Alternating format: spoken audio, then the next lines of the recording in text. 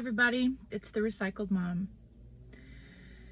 And I am sitting in my car, having some thinking time, trying to form my thoughts around the topic of fear in relation to this whole pandemic and everything that's been going on since last year. Fear has really hampered friendships. It has hampered some family gatherings with our own family. We are smile friendly, we call it. We don't wear masks. We have a religious belief, a sincerely held religious belief about not masking our faces. Our belief is that we are created in the image of God, and this is how we communicate and share the love of Jesus, and we are covering up, meaning that we are veiling our face. We want to be unveiled so that we can show the love of Christ to others via our faces and through our mouths, that we can communicate clearly. We can worship, pray, those kinds of things. Veiling our face is covering the image of God. And we also don't wear a raincoat. I'm going to say that because I can't say what I really want to say. But we don't do that either. And we haven't done that with this. So people know that. They know our position. And I'm not exactly sure what they're afraid of. If they're afraid of just because we are standing up and taking a stand, that they're afraid of that. Or are they afraid that we are not wearing these things and we're full of germs? Or they're afraid of being associated with us because we have this belief. Sometimes that makes people very uncomfortable, because our stance is very much, we're going to live freely and openly. I'm going to worship my Lord openly. I'm going to live my life freely, where I can breathe and be healthy and socialize and that kind of thing with other people. So I would love to know what people are really afraid of. Maybe you can help me with this. You can help me try to understand the actual fear. I've been talking with a lot of people over the last year. I had a colleague of mine from my wedding planning days ask me, she really wanted to know why my life hadn't changed. My life really has not changed. I still live my life. Now, the part that has changed is that I have to actually stand up and draw the line in the sand with people and let them know, where I stand and that kind of thing. That has actually had to come out more. Our life had to adjust a little bit because our library closed down, and the co-op place closed down, and there was a lot of places that we couldn't go to anymore, places of entertainment that closed down, but we still went out, and we did so without fear. We really didn't have to change our lives. And so being a homeschool mom, yes, I schooled at home, so doing things online at home was not a change for us. And so she really wanted to know, and I said, I'm not afraid. I'm not afraid to live my life the way I have always done the previous 40 years. Because here's my thing, okay? Before this thing existed, the big, whichever way you're looking, the big C existed, right? We have always lived with viruses, germs, bacteria, whatever else. We have lived with them our whole lives. From the day I was born until this day, and currently right now, because my window is down here in the car, I am breathing in everything that's out there. I walk in the grass, I walk in the woods, on the beach, I'm swimming in the water. My body, just by existing, is exchanging the same place, exchanging air and germs, viruses and everything, that I'm sharing the same planet with all of these viruses, microbes and everything. I have been living, and when there are things like influenza and pneumonia and bronchitis, I've had those things. I've had influenza, I've had bronchitis, I've had walking pneumonia and bronchitis together. That was the worst time of my life, and that was several years ago. I've had colds, and I've had food poisoning. I've had gastroenteritis. I've had things that have affected my intestines from, illnesses or eating bad food, something like that. But anyway, I have lived my life. I'm sure there are things out there that haven't been discovered yet, but I'm exchanging space with them, and I have been doing it. And so I've been telling people, what have you done in the prior influenza seasons, cold and flu seasons, when there's been pneumonia, bronchitis, and other upper respiratory infections that have gone around for years, for decades, really, before this one came around? What did you do? Did you hide up in your house? I know what I did. I would be around people and it was a cold and flu season. I made sure that I washed my hands a lot, and I didn't really, hug a lot of people. Those are precautions that I would take anyway. And that happened a lot. People would come to church and do stuff, and they're ill when they come to church. You should stay home if you're ill. That should be just a thing anyway. That shouldn't be something that just came into our existence now in 2020, 2021. No, that should have been a thing. If you're not feeling well, you stay home. And one good thing that has come out of this last, 20 months now, is that people are more aware, and that they're, and employers are more aware, and everybody is more aware that if you're not feeling well and you call in sick, they'll be like, yeah, stay home. Right? Before March of 2020, if you called in sick, they would grill you if you said that you didn't feel well, and you knew if you had a cold, if you were feeling, it's like, oh, I have my daughter came home and she had the sniffles, and now I've got a sore throat and that kind of thing, so I'm going to stay home. And they would make you feel guilty for staying home. When you're like, well, I don't want to get anybody else sick. I just got sick from my kid, and now I'm going to be going to work. And that's what people would do. They would not call in sick. They would go to work, coughing and sneezing. Oh, it's just a cold, and they're infecting everything around them, everybody around them, right? And that should have been a thing anyway. People should have been in the habit. So back to the fear. People are afraid that they're going to get sick. That's obvious, right? I don't want to get sick either. But there are ways that you can help yourself to stay healthy so that you don't get sick. You can eat well, you can get fresh air and sunshine, you can take supplements, vitamin supplements to, if you get your blood work done with your doctor and find out if you're deficient in vitamin D or if you're deficient in some other things, and start working on your health. Losing weight would be another thing. Having your glucose tested so that you can find out if, you have any of these comorbidities that they talk about other people having. And so make sure that you don't have those things. Do a stress test. Test your health. Test and see how healthy you are at living. Build yourself up on a cellular level so that you're healthy, and your response, your body will respond to the environment around you. Make sure your cells are healthy. Make sure your lungs are healthy. My Apple Watch tells me to, stand up every so often so that I'm not sitting down all day. Stand up, walk around, do some breathing. Breathing actually helps you, fill up your lungs, expand your lungs so you can have stronger lungs, so that if you do get sick, you have the strength to actually cough out what needs to be coughed out. There's, exercising. You can do light exercising like yoga or just walking, getting outside. These things do so much to improve your health. Do these things to keep you healthy, get healthier. Okay. And then if some of you believe that you should get this thing that starts with a V, that if you wear a raincoat, then, go ahead and do that. That's your choice. So some people believe in that. So, all right. So we have things out there to help us be healthy so that we don't get sick. Okay. And then if we do get sick, there are protocols that you can take care of yourself at home, that you can get yourself prepared for that. So if you're prepared ahead of time, if by chance you were to get an illness and you get the sniffles and a sore throat, you start taking care of it immediately. Okay. Then, all right. So being prepared. All right. So we talked about being prepared for health, that to prevent illness, or if you were to get sick, all right, you already have these things at home to take care of yourself. Okay. So what's another fear? Maybe there's a fear of dying.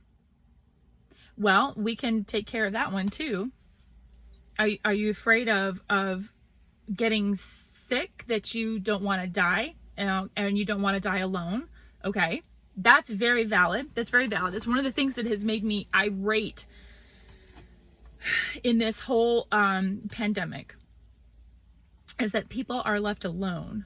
That there is, when they go into the hospital, or they're at a nursing home, or they're at a elder care facility, something like that, and they are alone, and there is no one to advocate for them. All right, so let's take care of that. Let's find out what we can do legally to take care, to make sure that we have the care that we want. All right, so we need to know our medical rights. So let's learn those. Okay, there's classes out there. I'll link one down below that you can take to know what your medical rights are. Print out the patient bill of rights for your state. Okay, my hospital has a big one. It's very detailed. I was very surprised. Have that on hand. Maybe you need to make yourself a living will, so that you can have a power of attorney for making health decisions for you. Make sure that person is pushing the hospital or the doctors or the care facility. This is what they want. This is what they want. Make them follow the care that you want. Make them adhere to the living will and to the things that you have.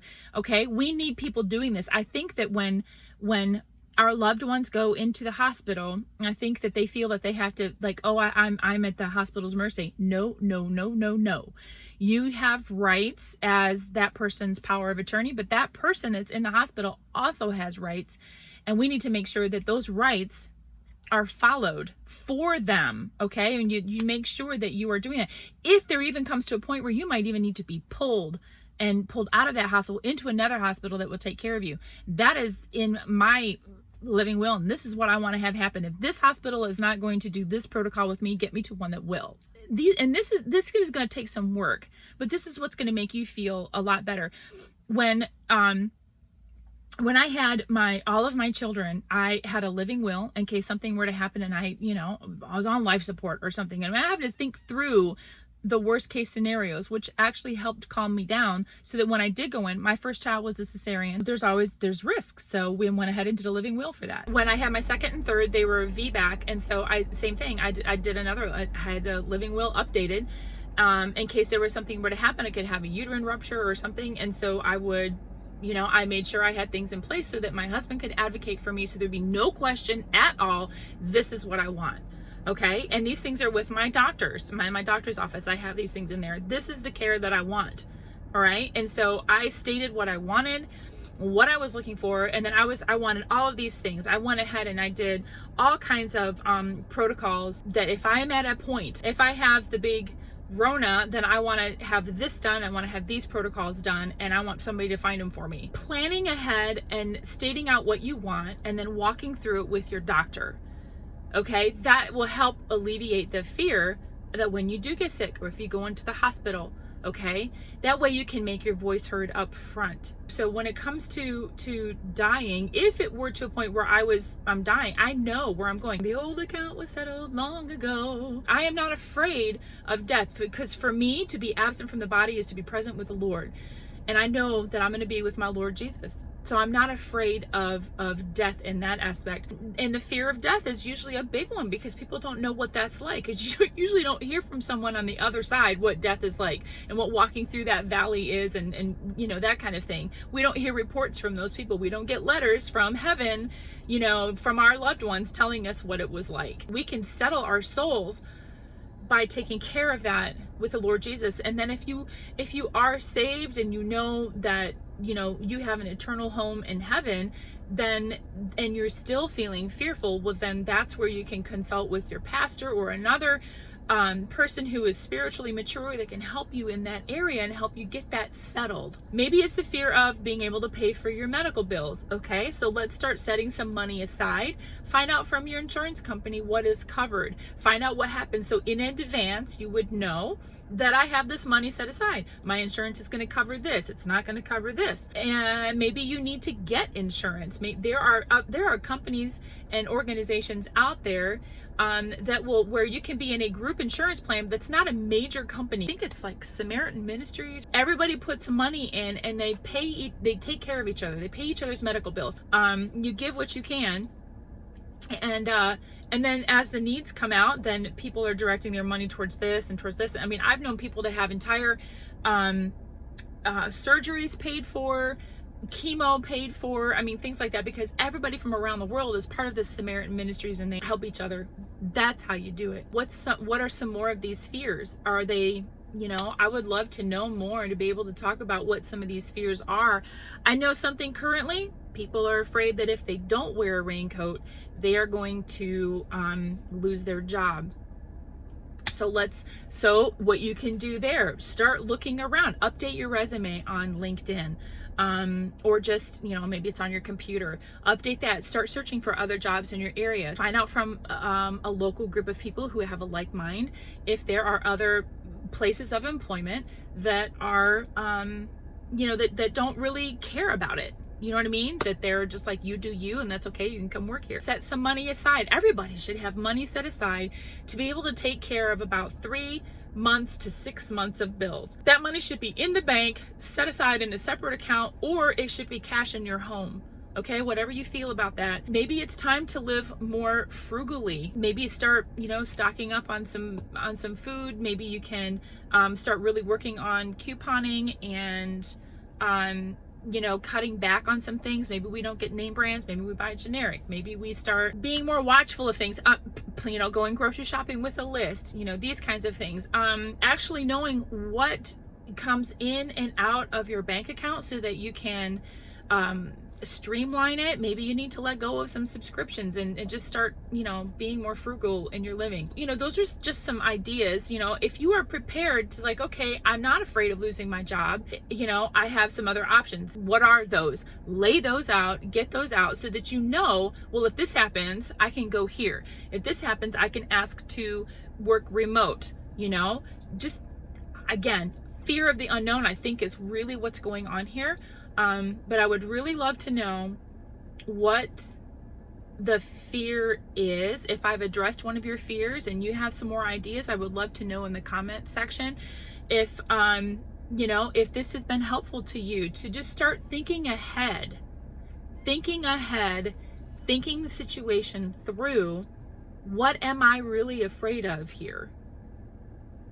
Because I bet that it's just something that you don't know. And if you were to sit down and think it through and formulate some kind of a plan or a solution, or just start doing a little bit of research so you can find out, what am I really afraid of? Are you really afraid of the other person who is not doing things the same way that you are? Because if you're afraid of that person, but what is it? You're afraid that person is going to get you sick. All right, well then you need to do things to help protect yourself from getting sick in the first place, because it's not that other person's fault. Remember what I said way back at the beginning?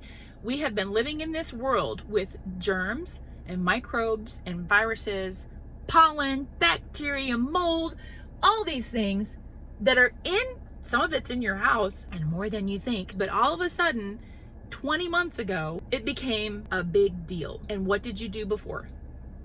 What did you do before when there were big outbreaks, of the flu in your area, or the outbreaks of things in your area? And there were probably some that you didn't even know about. Just a few years ago, before 2020, there was a high tuberculosis outbreak. Tuberculosis was big during that time. My husband travels through that area every day. It was not on the news. And that was something that you need to be, that's a big deal. I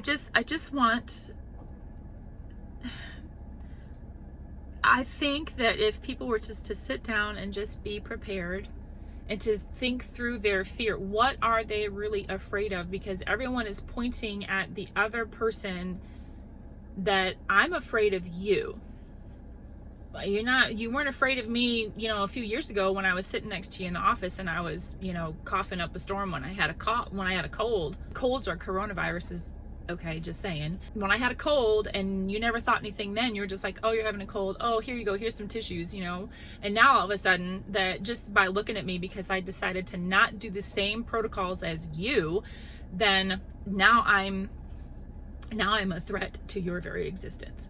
This is not this is not right. This level of fear needs to be addressed. And so I genuinely want to know what the root cause of the fear is for people who are so fearful that they don't even want to drive in their car without taking a face covering off, or they don't want to be in their house around other people without taking a face covering off, or even riding their bike. I just saw someone today, it's 85 degrees outside and it's beautiful, but they were riding their bike outside. They had a big face covering on. So let's just consider, what are we really afraid of? Talk to me down below. I really want to know, because I want to help you through the fear. All right.